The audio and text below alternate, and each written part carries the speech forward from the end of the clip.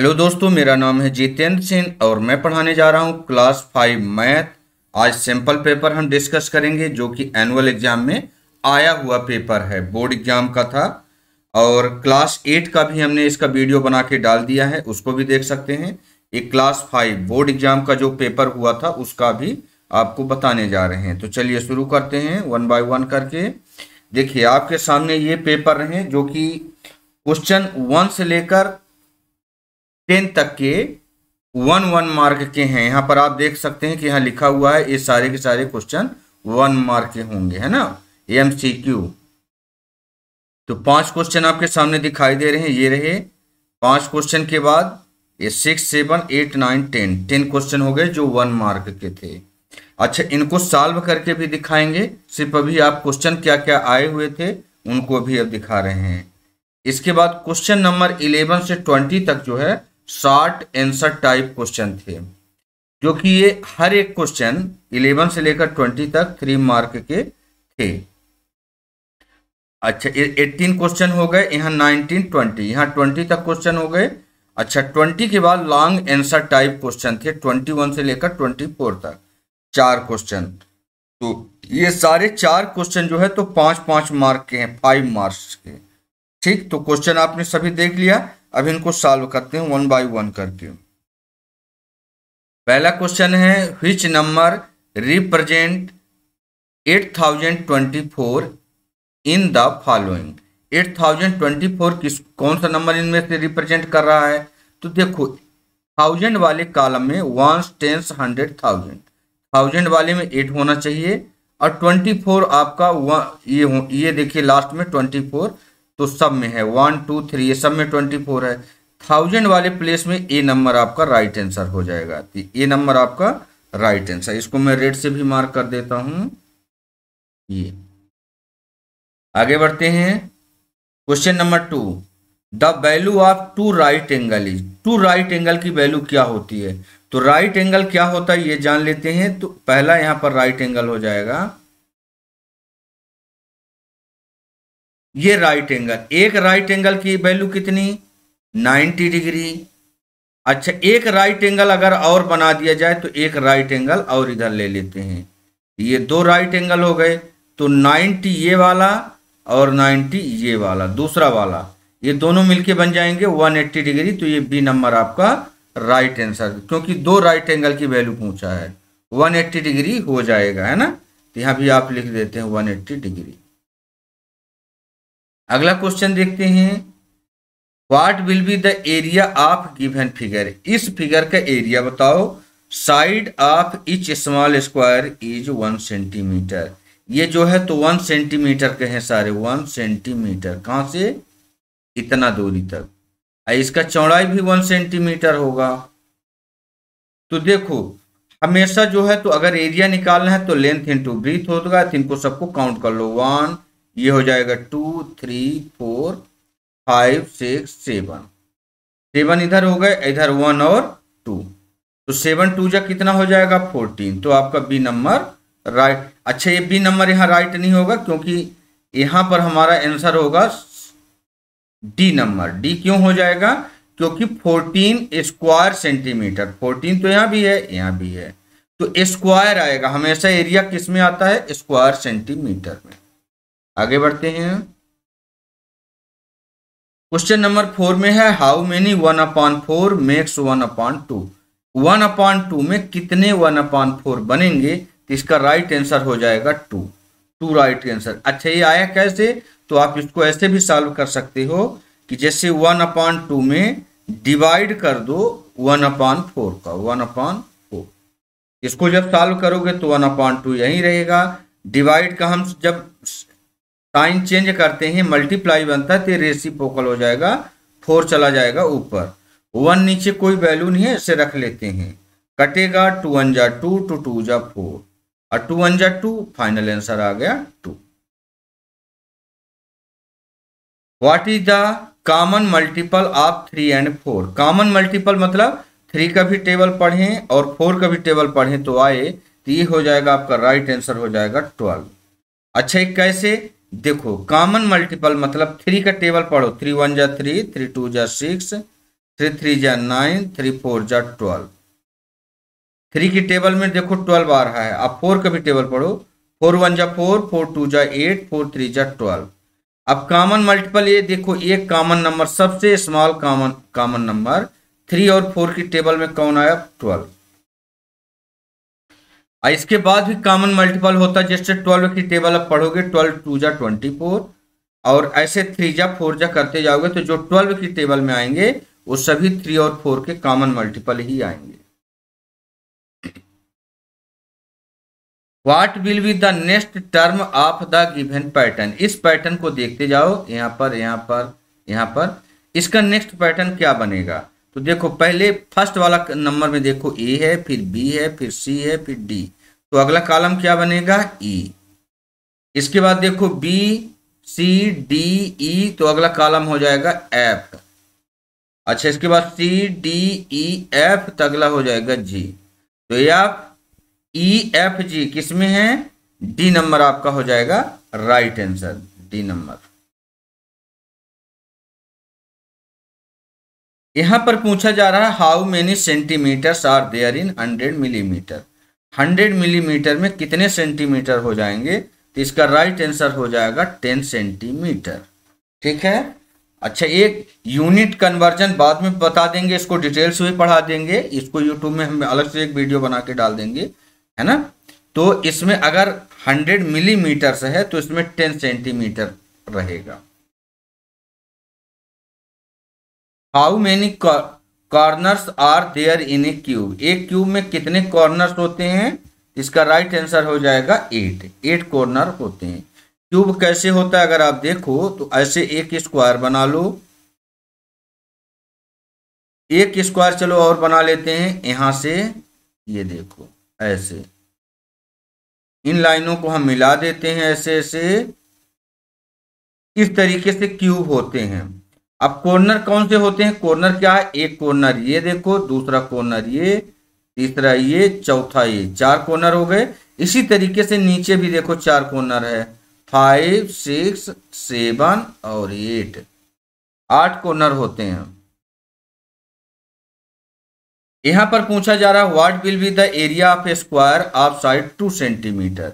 अगर किसी की साइड 2 सेंटीमीटर है तो उसका एरिया क्या होगा? तो इसका राइट आंसर हो जाएगा आपका 4 square centimeter, C number right answer. अच्छा देखो 4 तो यहां भी है 4 सेंटीमीटर, लेकिन जब एरिया की बात आए ना, एरिया, तो एरिया हमेशा स्क्वायर में होता है, ये चीज को आपको ध्यान रखना है। 4 दो जगह है, हमेशा स्क्वायर सेंटीमीटर में ही होगा। आखिरी क्वेश्चन है एमसीक्यू का, व्हाट विल बी द बीजांक ऑफ नंबर 1 2 3? 1 2 3 का बीजांक क्या होगा? तो 6 हो जाएगा। अच्छा, ये 6 आया कैसे? तो बीजांक के सभी नंबरों का जोड़, जैसे 1 + 2 और +3, तो 3 + 2 5 + 1 6, ये 6 आ गया। अच्छा, अगर ये 2 अंकों में आता तो 2 अंकों में भी उसको भी अंकों को जोड़ दिया जाता और उसमें से जो नंबर आते, तो जैसे मान लो अगर कोई बोले कि 6 और 7 का बीजांक बताइए, या 67 का, 6 और 67 का बीजांक क्या होगा? इन दोनों नंबरों को जोड़ेंगे तो क्या आएगा? 13 हो जाएगा। अच्छा, 13 भी 2 अंक में है तो इसको जोड़ेंगे तो क्या आ जाएगा? 3 + 1 4, तो इसका बीजांक 4 हो जाएगा, है ना। लेकिन यहां पर पूछा नहीं गया है, इसलिए मैं इसको मिटा देता हूं। बीजांक समझाना था, बीजांक बता दिया गया आपको। आगे बढ़ते हैं अगले में। अब आ जाते हैं शॉर्ट टाइप क्वेश्चन में। यहां बोला जा रहा है Samuel borrowed ₹6,000, he paid back ₹495 every month for 1 year. Now how much more money will he have to pay? वो कितना ज्यादा, 1 साल तक अगर इतना पैसा 495 रुपए हर मंथ पे करेगा 1 ईयर तक, 1 ईयर मतलब 12 मंथ तक, तो और कितना पे करना पड़ेगा उसको यहां पर देखो हिंदी में भी दे दिया गया है। यहां पर जिसको इंग्लिश में दिक्कत होगी तो हिंदी में भी पढ़ लेंगे। सोल्यूशन, ही बोरोड ₹6,000, 6,000 रुपए बोरो किया गया है, बोरो मतलब उधार लिया गया। पेड बैक ₹495 एवरी मंथ, हर महीने, है ना। फॉर 1 ईयर, 1 साल तक पे किया। अच्छा 1 year is equal to 12 month, 1 year is equal to 12 month, 1 महीना, 1 साल जहां लिखा है ना उसको हम 12 मंथ भी लिख सकते हैं। ₹495 पर मंथ फॉर 12 मंथ। अब हम 1 ईयर को 12 मंथ पढ़ेंगे, बस 495 मल्टीप्लाई 12, 495 क्या करेंगे, ये 1 मंथ की वैल्यू को 12 महीने 12 मंथ की वैल्यू से मल्टीप्लाई कर दो, बस आंसर आ जाएगा। पे इन 12 मंथ ₹5,940, इतना पैसा वो 1 साल में यानी 12 महीने में पे करेगा। अब बात आती है कि कितना पे करेगा। Now more money will he have to pay, कितना करेगा, टोटल 6,000 बोरो किया गया था, 6,000 में जो 12 महीने तक 12 मंथ तक पे किया 5,940, तो इसके और ज्यादा पे करने पड़ेंगे 60, जितना कम पड़ रहा है ना, 60 रुपए कम पड़ा। आगे देखिए यहां बोला जा रहा है draw the hands of clock making right angle in the given clock and also write the time. दी गई घड़ी में समकोण बनाते हुए घड़ी की सुइयां बनाइए और समय भी लिखिए। समकोण बनाना है, समकोण यानी right angle triangle, sorry triangle बोल दिया, राइट एंगल आपको बनाने हैं। तो चलिए सॉल्यूशन करते हैं इसका। आप चाहे तो इसको 9 बजा लो, देखो 9 पर एक आवर्स हैंड हमने ले लिया और एक हमने ले लिया 12 पर, तो अब इसको हम यहां पर लिख सकते हैं 9 o'clock, मतलब 9 बजे हैं, ठीक। अच्छा एक चीज और, अगर आप चाहते तो यहां से यहां 3 पर भी बजा सकते थे, देखिए यहां पर 3 बज जाते और एक यहां पर 12 में कांटा रहता, तो आप इसको 3 o'clock भी बोल सकते थे, चाहे 3 o'clock और चाहे 9 o'clock।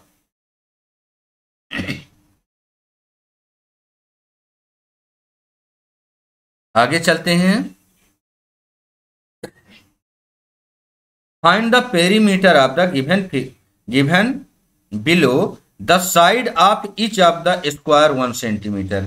इनकी जो साइडें हैं तो 1 सेंटीमीटर हैं, अब इसका पेरीमीटर आपको बताने हैं।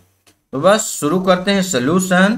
पेरीमीटर लगा लेते हैं रेक्टेंगल का या फिगर का, जो भी आप कहो, perimeter of rectangle 2 into length plus breadth, ये इसका फार्मूला होता है perimeter of rectangle.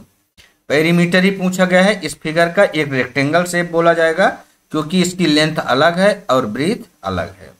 2 into length plus breathe, 2 फार्मूले का हो गया। लेंथ देखो इसमें कितना है, 5 है। कैसे पता चला 5, तो देखो यहां पर 1 यहां से लिख देते हैं ऊपर से, 1 2 3 4, आइए 5, ये लेंथ मान लेते हैं, या तो किसी को लेंथ किसी को ब्रीथ मान सकते हो। आइए 4 कैसे पता चला, 1 2 3 4, ये 5 प्लस 4, इसको सॉल्व करोगे तो 9 ब्रैकेट के अंदर रहेगा, 2 तो आपका ही है मल्टीप्लाई में। आइए 9 2 जा 18 सेंटीमीटर हो गया।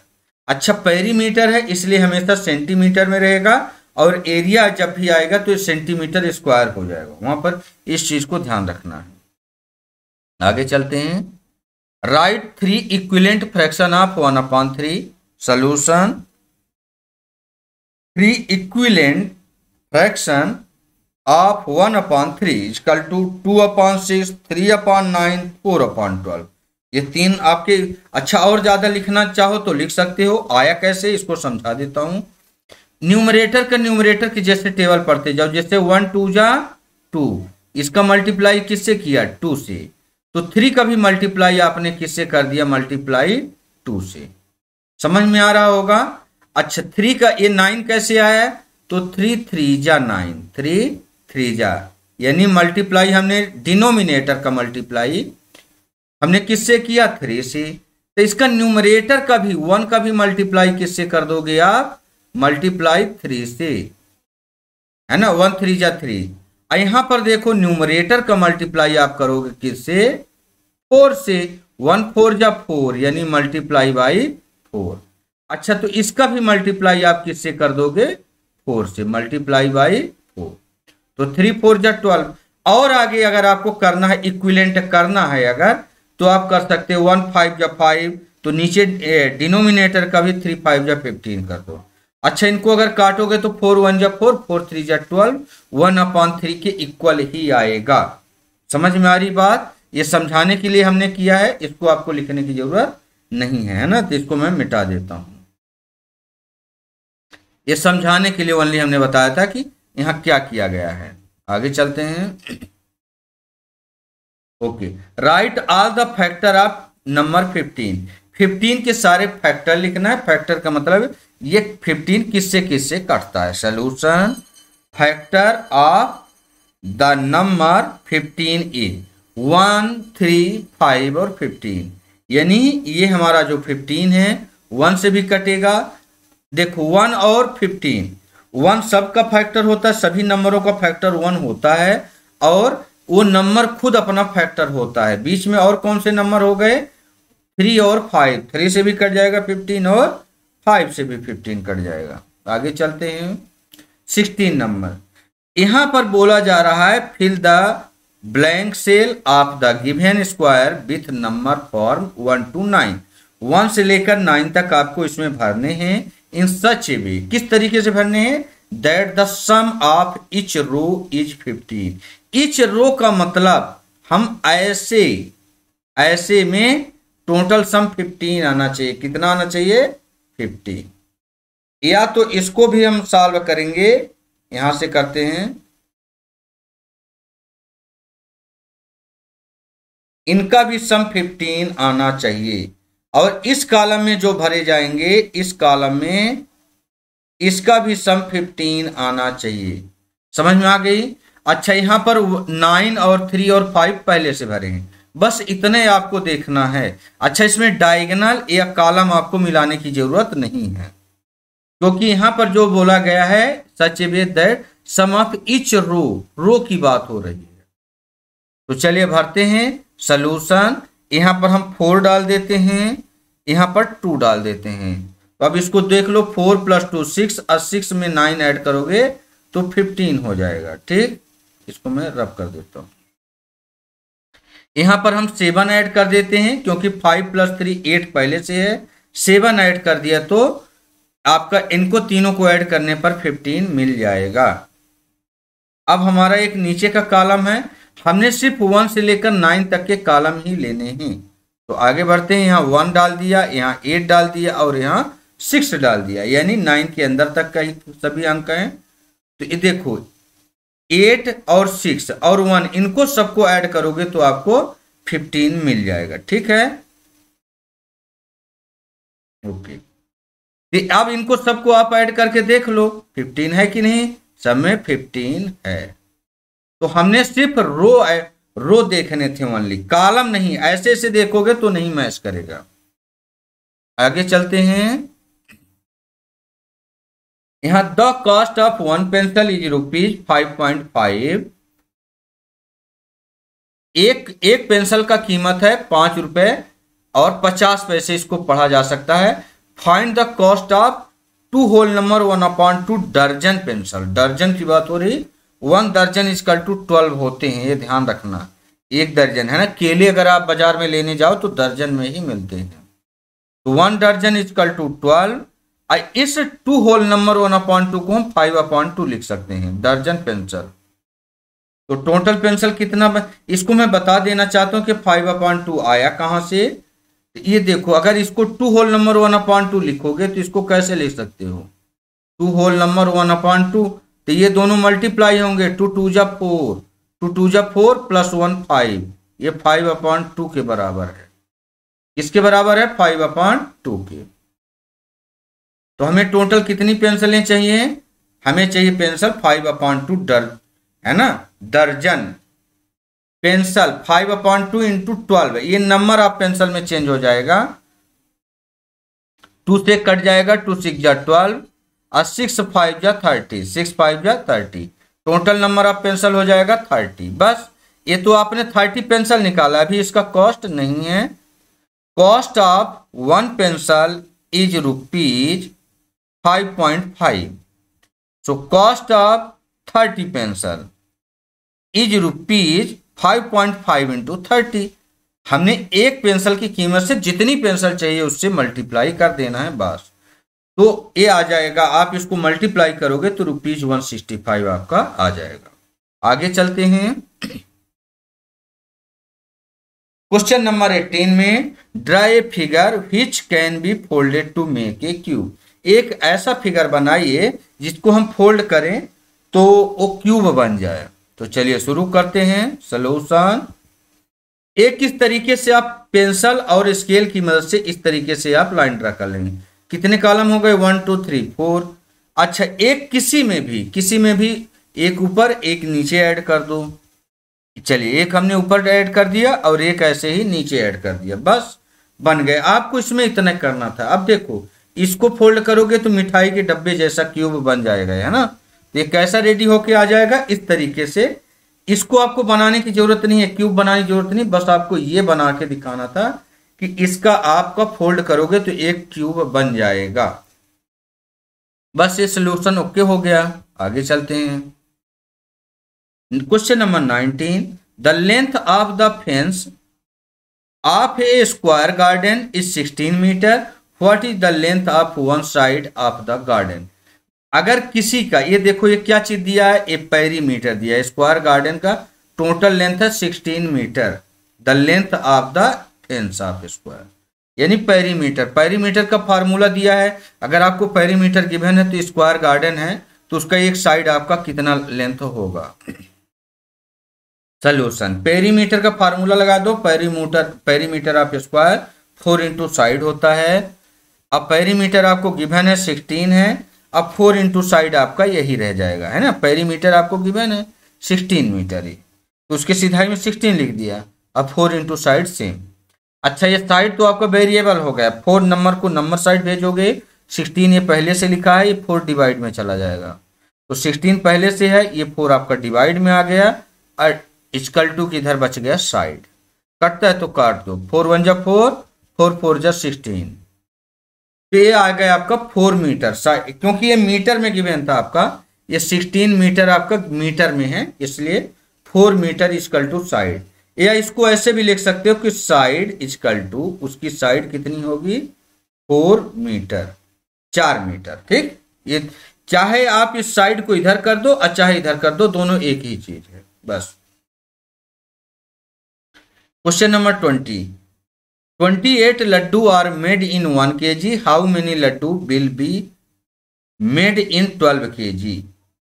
देखो 1 kg में यहाँ देखो हिंदी में भी लिखा है 1 kg में 28 लड्डू बनते हैं।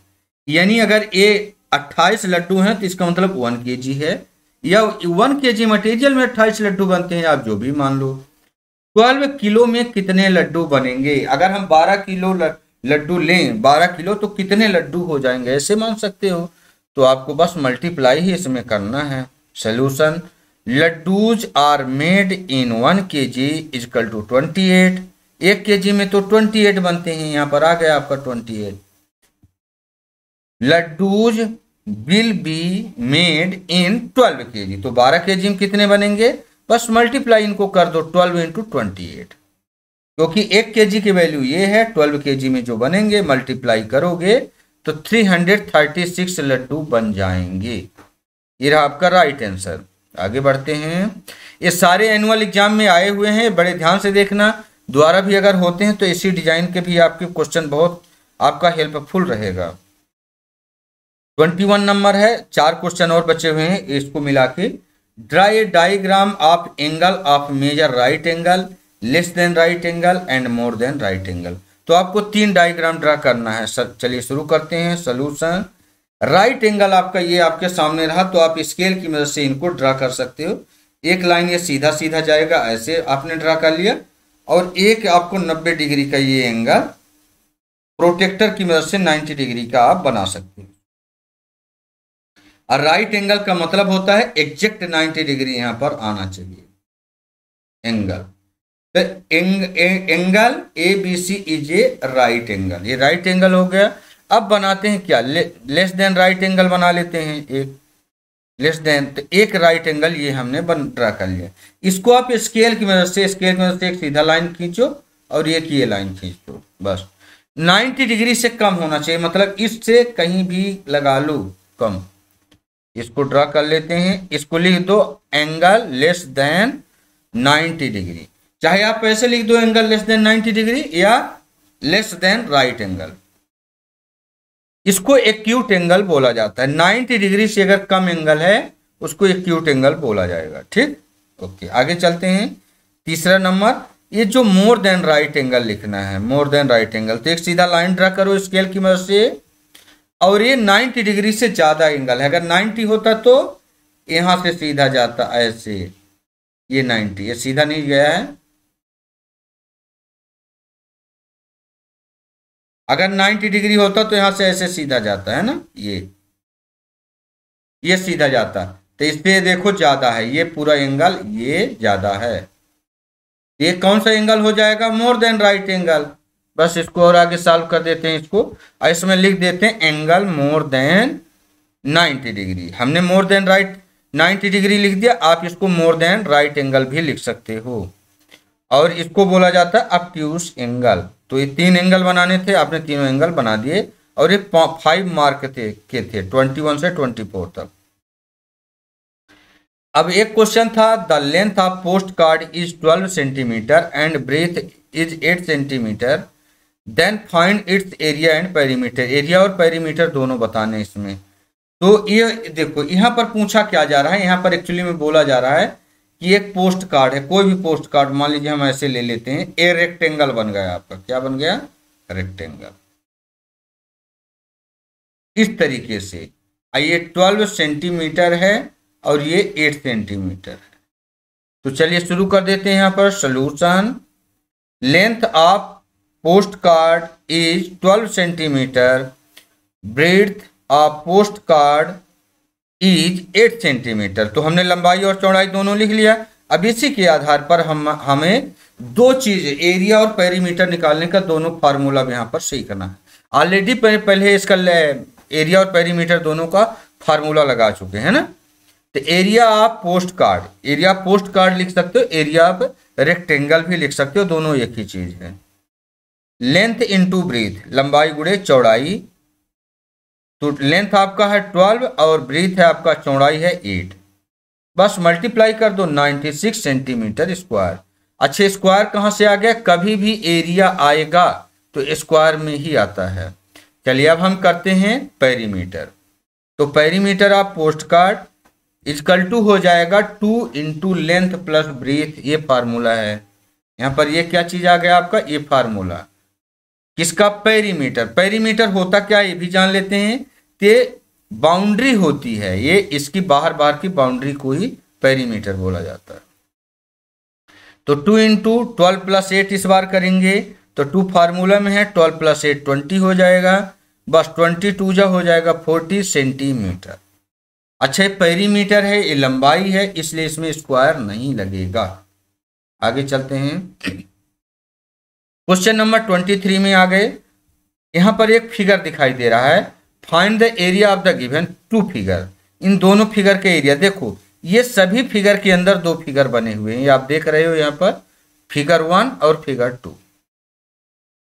तो इनका find the area of given 2 figure, दोनों फिगरों के एरिया बताना है। Which figure has the bigger area and how much, बताना है कौन सा फिगर बड़ा है और कितना बड़ा है। चलिए शुरू करते हैं। एरिया ऑफ फिगर 1, तो एरिया का फार्मूला होता है क्या? लेंथ इंटू ब्रीथ, ये फार्मूला होता है। तो इसका लेंथ इंटू ब्रीथ कितना है? 5 इंटू 5 है ना। क्या है? किसी का भी एरिया लेंथ इंटू ब्रीथ होता है, दोनों में लगाएंगे सेम फार्मूला। ऐसे अगर यहां पर लेंथ का स्क्वायर कर देते तो भी वही चीज आएगा, है ना। तो स्क्वायर नहीं, आप यही लेंथ इंटू ब्रीथ लगा लो, 5 इंटू 5 होगा। अच्छा, 5 आया कहां से ये देख लेते हैं। तो ये देखो 1 2 3 4 5, इधर भी देखो 1 2 3 4 5 दोनों साइड है, तो स्क्वायर का फार्मूला भी इसमें लग जाता। तो लेंथ इंटू ब्रीथ 5 इंटू 5 कर दिया, तो हो जाएगा 25 यूनिट स्क्वायर। क्या हो गया? यूनिट। क्योंकि इसमें ना सेंटीमीटर है और ना ही मीटर है, तो हम सेंटीमीटर और मीटर नहीं लिख रहे हैं, यूनिट लिख दिए हैं, यूनिट स्क्वायर। अब चलिए फिगर 2 का शुरू करते हैं। एरिया ऑफ फिगर 2, तो लेंथ इंटू ब्रीथ हो जाएगा। तो लेंथ 3 इंटू 5, ये 3 इंटू 5 कहाँ से आया? तो देखिए दूसरे वाले फिगर में 1 2 3, ये वाला 1 2 3 4 5, 5 होगा। तो ये 5 3 जा 15 यूनिट स्क्वायर। बस ये आपका राइट आंसर हो गया। ये आंसर नहीं, इन दोनों का भी हमने एरिया निकाला है। अब बताना है कि कौन बड़ा है इसमें। तो बड़ा किसमें? Figure 1 is bigger area. Figure 1 क्या है? पहले वाला ये 25 यूनिट है और ये 15 यूनिट स्क्वायर है ना। ये दोनों का यूनिट स्क्वायर तो दोनों में है, लेकिन ये 25 ये 15। तो फिगर 1 इज बिगर एरिया। कितना बड़ा है? तो 25 unit square minus 15 unit square करोगे तो 10 यूनिट स्क्वायर आपका इसका आंसर बन जाएगा। ठीक, ये आखिरी क्वेश्चन आ गया आपके पास। A gardener brought 458 apple tree, he wants to plant 15 tree in each line. In how many line will he be able to plant tree and how many trees will be left? यहाँ पर पूछा जा रहा है कि अगर gardener के पास 458 Apple के पौधे हैं, प्लांट्स हैं, और वो चाहता है इनको he wants to plant 15 tree in each line, एक लाइन में 15 पेड़ लगाने चाहते हैं। तो in how many line will be able to plant, कितने लाइनें लग जाएंगी और कितने पौधे उसके बच जाएंगे। तो चलिए शुरू करते हैं। Solution, total number of apple trees 458, number of apple trees each line 15, हर एक लाइन में 15 वो लगाना चाहता है। तो बस डिवाइड कर देंगे number of line of the Apple trees that can be planted. तो 458 डिवाइडेड बाई 15, इसको कर देते हैं। तो चलिए इस तरीके से हमने इसको डिवाइड कर देते हैं, जैसे डिवाइड आपने सीखा है। 458 को 15 से डिवाइड कर दो, तो 15 3 जा 45 हो जाएगा। यहां पर तो 0 आ जाएगा, 45 में 45 सब्ट्रैक्ट हो जाएगा तो 0, और संख्या उतारोगे 8। अच्छा, अगर संख्या नीचे पुट करो और डिवाइड ना जाए तो यहाँ एक 0 लग जाता है। यहाँ पर क्या लग जाएगा? एक 0 लग जाएगा। बस रिमाइंडर कितना बच गया? 8 बच गया। और कितनी बार टेबल गया? 30 बार। अब देखो ना, 30 इंटू 15 करोगे तो कितना बनता है? यहाँ पर करके देख लेते हैं। और प्लस 8 आपका क्या है? रिमाइंडर है। अगर हम मान लो 15 इंटू 30 करेंगे और प्लस में 8 करोगे, प्लस यहां प्लस है, तो ये नंबर आपका 458 मिल जाएगा। यानी हमें 30 लाइन बनेंगे और 8 पौधे हमारे बच जाएंगे। तो शुरू करते हैं। Remainder, the number of trees left 8, हमारे पास बचे कितने? 8 पौधे हमारे ये बच गए। ठीक, okay. Hence the number of line of apple trees are 30 and 8 apple trees are left over. तो इतना लंबा अगर आपको याद ना रहे तो लिखने की जरूरत ना भी है। अगर नहीं लिखना चाहते हो, बस आपको पता होना चाहिए कि अगर हम 458 में 15 का डिवाइड कर देंगे तो हमारे को 30 मिलेगा, जो कि 30 लाइन हमारे लगाए जा सकते हैं, प्लांट किए जा सकते हैं, और 8 पौधे हमारे बच जाएंगे। समझ में आई बात? तो यहाँ पर हमारे कितने 24 क्वेश्चन यहाँ पर हमारे कंप्लीट होते हैं। ठीक है, thanks for watching this video. दोस्तों, ये वीडियो आपको कैसा लगा जरूर आप कमेंट करके बताएं। साथ में जिसने चैनल सब्सक्राइब नहीं किया हो चैनल को सब्सक्राइब कर लें, बेल आइकॉन को भी प्रेस कर लें, ताकि जो भी हम नए वीडियो डालें उसका नोटिफिकेशन आपको मिल जाए। Thank you.